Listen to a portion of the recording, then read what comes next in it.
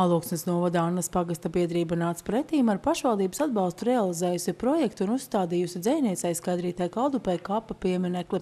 Dzejniece mūžībā aizgāja pagājušajā gadā 90 gadu vecumā. Viņa ir apglabāta Alūksnes lielajos kapos. Tuvu radu viņai nebija, tāpēc biedrībā nolēmts šādi godināt savas novadnieces piemiņu. Tāpēc mēs nolēmām, kas uzliks to piemiņas plāksnīti, ja, jo viņas vecākiem piemiņas plāksne ir. Blakus guļ arī māsa. Ernas Prince, skolotāja bijusī, bet viņai kas uzliks to piemiņas plāksnīti. Un tāpēc mēs izlēmām, ka mēs to izdarīsim. Un iesniedzām arī projektu tāpēc Alūksnes novada pašvaldībā tieši piemiņas akmens izveidošanai. Jo pārējie mēs varam izdarīt paši daudz, jā. Bet piemiņas akmenim savākt naudiņu.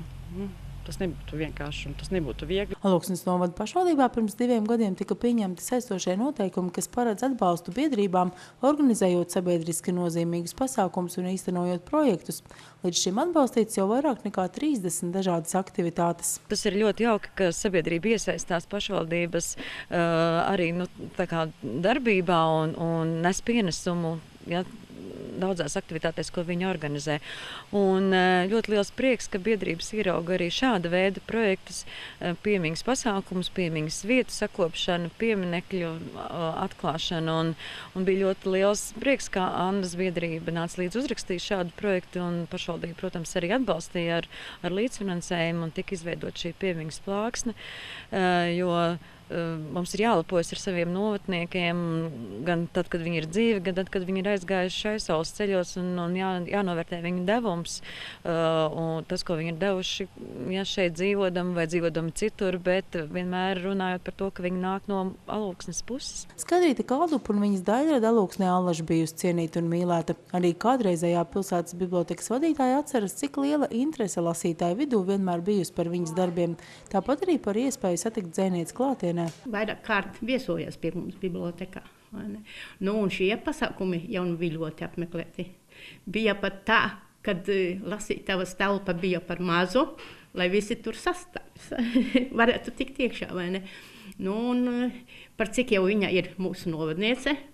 Viņa taču rakstīja arī par Alūksni. Viņai ir rakstījusi literārās pasakas, vai ne? Un dzejas, un viņai vispār tā dzeja ir ļoti tāda intīma dzimtenes mīlestība, tēvu mājas mīlestība, daba viņai ārkārtīgi jauki, viņas dabas apraksti.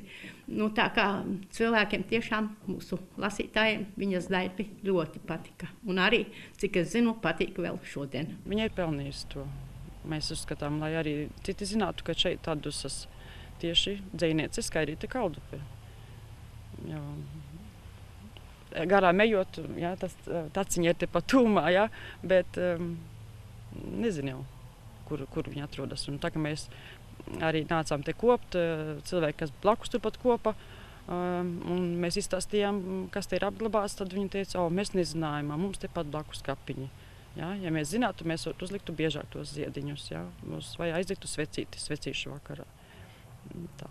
Es domāju, ka tā zinās un arī daudz cilvēku atnāks biežāk. Līdzīgu projektu Alūksnē ar pašvaldības atbalstu realizēs arī Rīgas latviešu biedrība. Taps vēl viena piemiņas plāksne šeit Alūksnes lielajos kapos, un tas būs grafiķei Dzidrai Ezergailei, kas arī ir mūsu novadniece un kas arī ir zināma māksliniece un vienmēr atbalstījusi šeit Alūksnē notikumus un izstādes, un pat ir bijusi klāt dažādos notikumos.